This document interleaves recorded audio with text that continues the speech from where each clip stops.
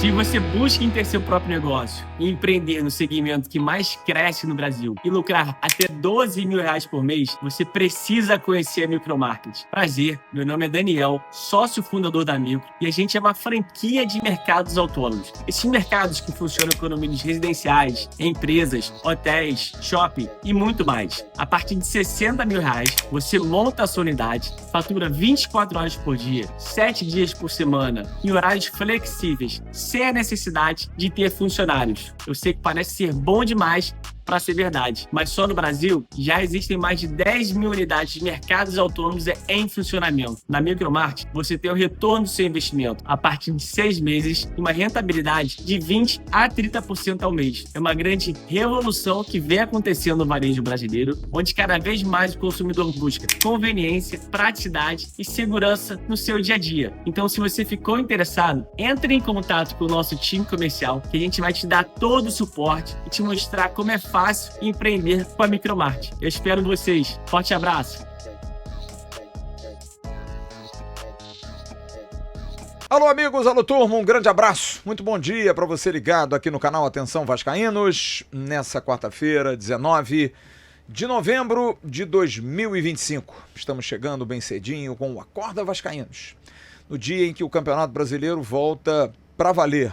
Uns joguinhos pingados aí, final de semana, ontem teve um jogo morto, e hoje a gente volta com o Campeonato Brasileiro e volta com o Vasco, que é o nosso principal intuito, a nossa grande paixão, que por mais que venha aí de 3 derrotas, a gente morre de saudade, espera sempre que mude, e acho bom, porque o Campeonato Brasileiro é a nossa grande competição, sem dúvida, as competições que envolvem os brasileiros em geral, Libertadores, Sul-Americana, são todas as competições que nos envolvem, porque a cada dia a gente vê aí seleção brasileira jogando e mais desestimula a gente torcer para uma seleção. Confesso a vocês que quando garoto até gostava de seleção, até via seleção, fiquei muito triste com a seleção de 82 como brasileiro, enfim, mas ali também muito por conta de tudo que foi criado. Mas me lembro também em 1978 fazendo na casa da minha tia em Olaria bandeira para a Holanda para torcer contra a Argentina. Em 74, ainda muito pequenininho, narrando os jogos da Holanda, do goleiro Jan Glub, dos irmãos René e Willy van der Kerkhoff, enfim, do rap, do Neskens, gostava muito de futebol, do lendário Sepp Maier, enfim, tenho lembranças da Copa do Mundo, de 86, a Copa do Mundo no México, aquela seleção toda ela capenga, toda ela destruída, né? A gente vai para 90, quando eu tive o prazer de cobrir a seleção, de estar junto, e aí a gente mistura o lado profissional, a gente passa a ter uma outra visão, a gente vê aquela seleção de 90 totalmente desprovida de intenção de alegrar o povo, dividida. Tinha ali muitos amigos, ainda tenho até hoje, Ricardo Rocha, Mauro Galvão, Renato, muita gente, Bebeto, gente que eu tinha uma relação muito próxima, mas era uma seleção extremamente desunida, e a partir de 90 fiquei mais aqui, 94 ali cobrindo torcida, indo ali para Niterói para ver o movimento da galera. Em 98 foi um ano do meu casamento, só me lembro da Copa do Mundo porque perdemos a final e minha mulher chorando, chateada. Poxa, fui casar praticamente um mês depois, um pouquinho tempo depois da Copa. 2002 curti porque era uma seleção que tinha grandes jogadores, eram jogos de madrugada, a gente gostava muito. Me lembro a final da Copa contra a Alemanha, 7 horas da manhã, aquele cafezão montado pela minha velha e querida mãe.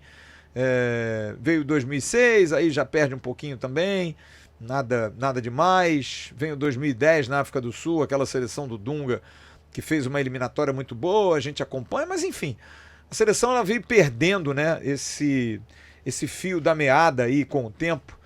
E eu sei que a volta do futebol é importante, a gente está muito afim de ver o futebol de novo, mas eu queria falar sobre o quanto a seleção brasileira hoje estraga os nossos jogadores. Quanto a seleção brasileira hoje não motiva absolutamente nada pra gente ver. Ano que vem, já aconteceu isso no Catar. Eu passei a ver jogos, eu fiz uma obra aqui na minha casa e era meio que a inauguração, e aí a gente juntou aqui, era final do ano, a gente juntou uma galera pra ver, mas aí tava tudo novinho, televisão, essas coisas, e ali deu um prazer, mas, sabe, o Brasil perde pra Croácia ali, já perde muito esse tesão, porque a seleção brasileira, ela mudou muito a nossa visão sobre, e eu trago um pouquinho pro Vasco, porque eu ando muito reticente quanto à maneira como o Vasco é tratado pelo mundo, sabe? E não tô falando aqui, o Vasco é menosprezado e o Vasco... Mas eu acho que o tratamento com o Vasco é um tratamento completamente fora dos padrões. O Vasco é um clube como se fosse nada. A ponto do técnico da seleção brasileira, Carlo Ancelotti, esquecer o nome do lateral que ele convocou, que era do Vasco, Paulo Henrique.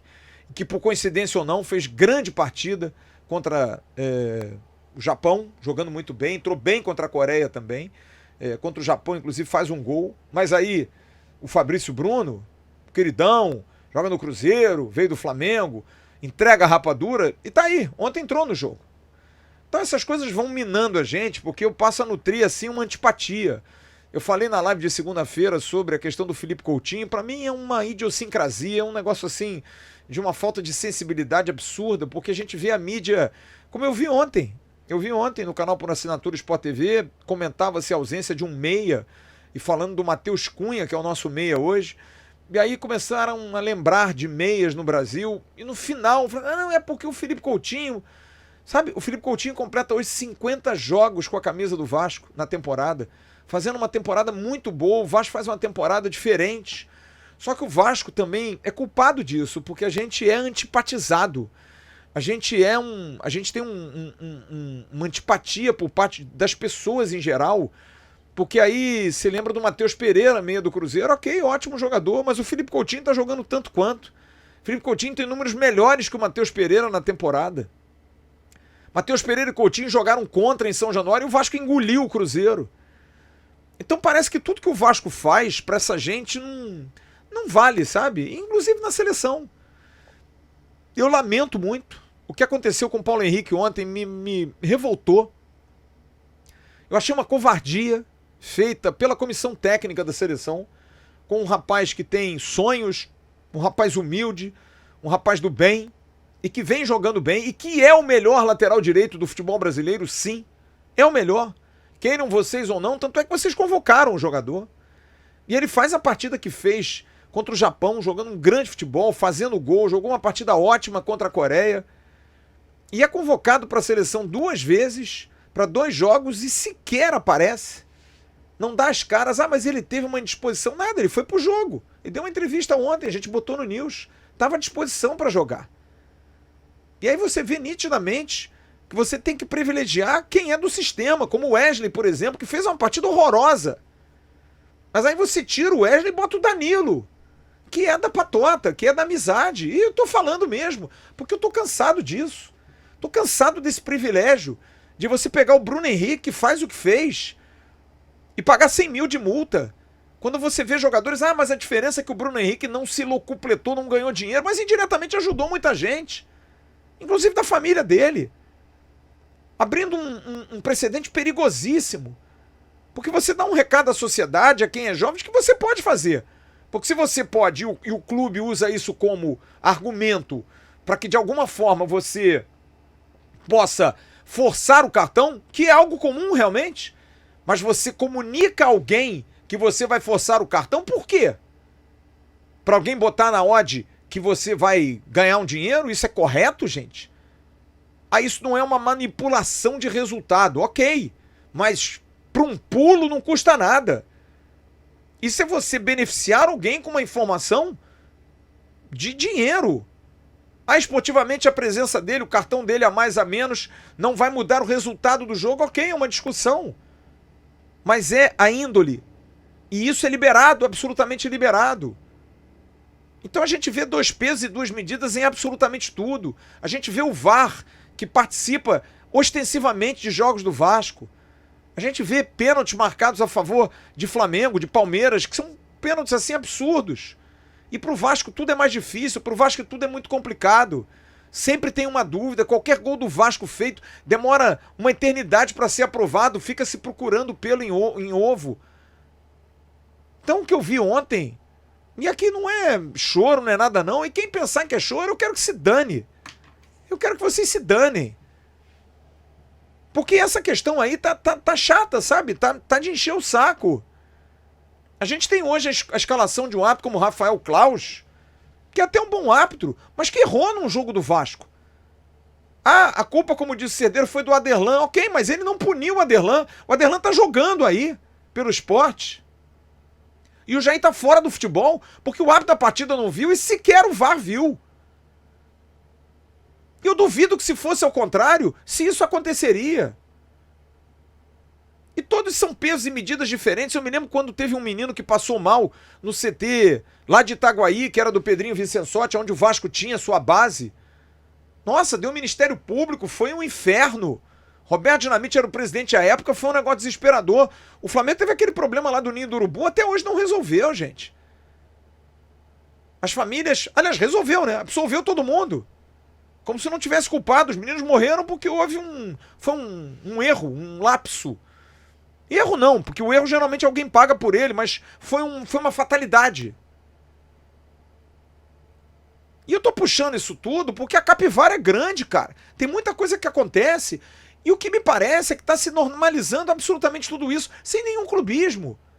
Mas só que quem é Vasco, quem vive isso no dia a dia, e a gente vive isso, e eu vivo isso aqui dioturnamente, enche o saco, cara, porque isso nos prejudica. Isso é ruim pra nós. Porque a gente sabe que na hora que aperta o calo, o Vasco é excluído. Pô, o técnico da seleção brasileira falar dos laterais da seleção e elogiar o Wesley e Wanderson, tendo o Paulo Henrique lá. Isso é o quê, gente? É despreparo, é desdém? Por que convoca? Por que leva? Por que faz isso com o menino? Por que tem privilégio para outros, como o Fabrício Bruno, que erra, e erra muito e é convocado de novo? Qual é a benesse? Qual é o benefício? Por quê? Qual é o benefício pro Danilo? É porque ele conhece há muito tempo o Danilo? Então me desculpe, você vai perder a Copa do Mundo. Porque você tá convocando jogadores veteranos, jogadores velhos, que não estão jogando nada. Que podem ser seus amigos, seus parceiros, mas desculpe, não tem a mínima condição. E olha, eu tô andando pra seleção. Que se perca. Eu só não gosto de injustiça.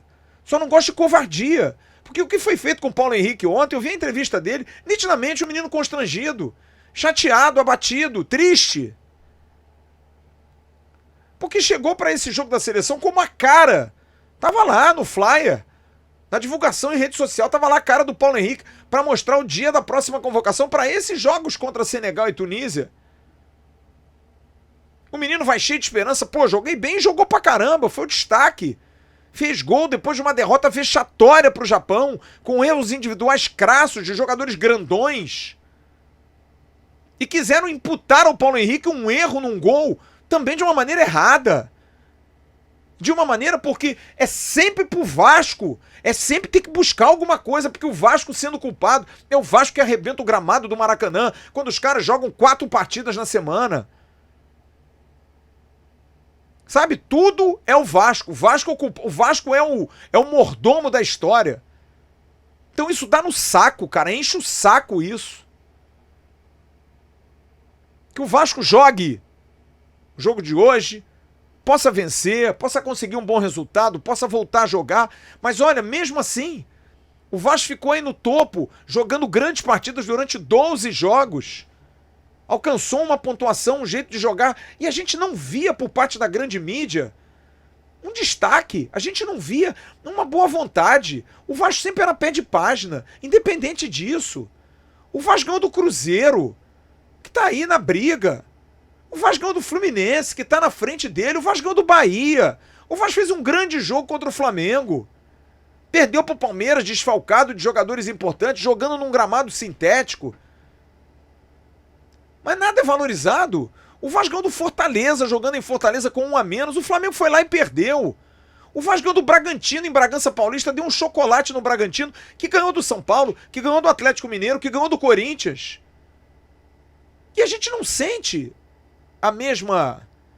A gente recebe de torcedores e direct toda hora, alguém falando, mostrando, porque isso incomoda nós vascaínos. Só que é difícil dizer e eu me incluo nisso. Pô, gente, vamos esquecer isso, porque é dar na cara toda hora, é tapa na cara da gente o tempo todo, é chamar a gente de otário o tempo todo. O meu sonho seria um dia que a imensa torcida vascaína andasse para tudo isso, não desse audiência para essa gente. Que pudesse privilegiar quem tá no dia a dia, quem batalha as batalhas de vocês, quem briga pelas brigas de vocês. Porque a gente desdenha, a gente reclama, mas eu vejo muita gente que acompanha, muita gente que gosta. Então sofram.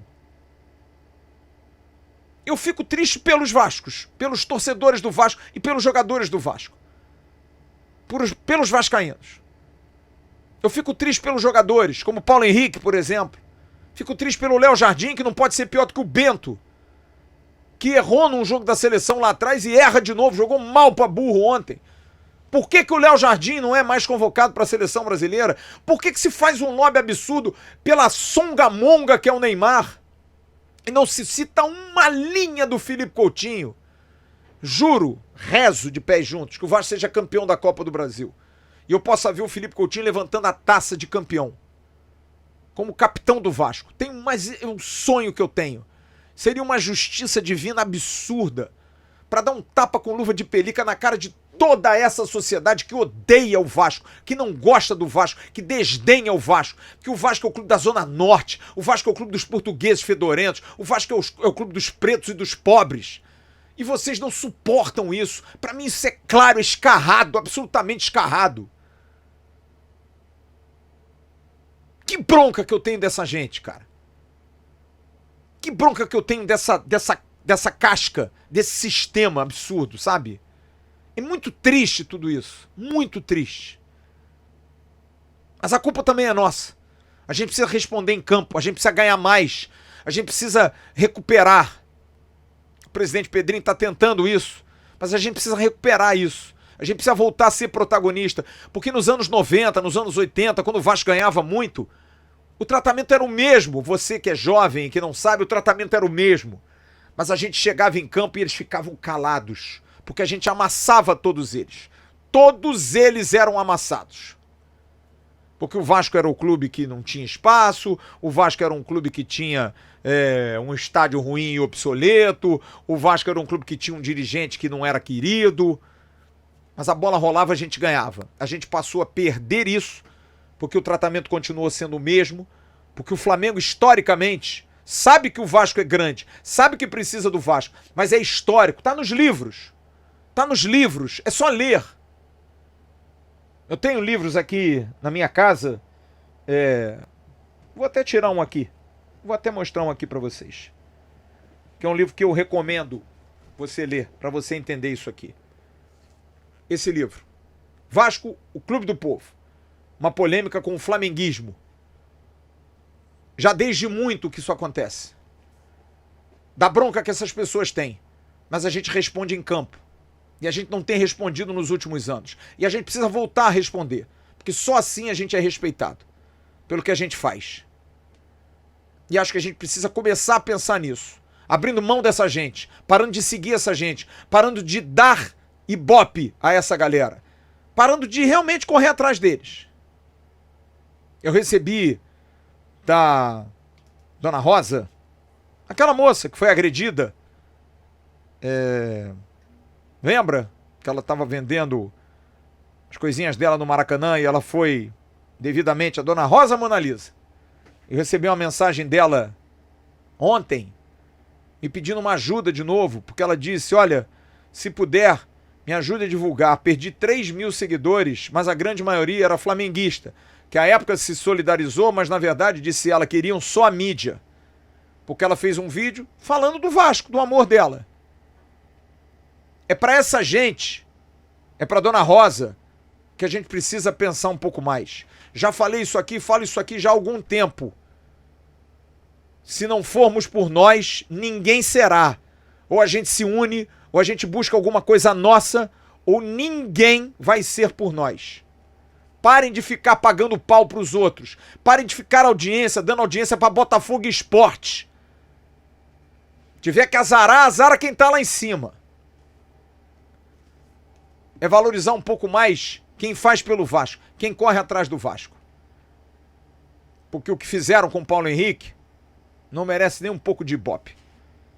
Paulo Henrique, vem. Aqui você é querido pelo torcedor.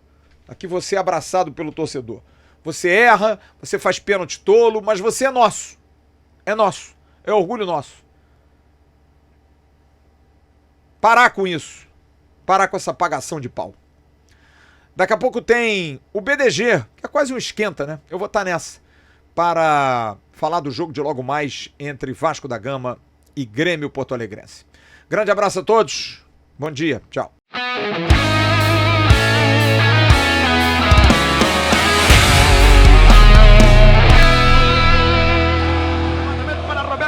Sozinho, atenção, vai enfiar, gol!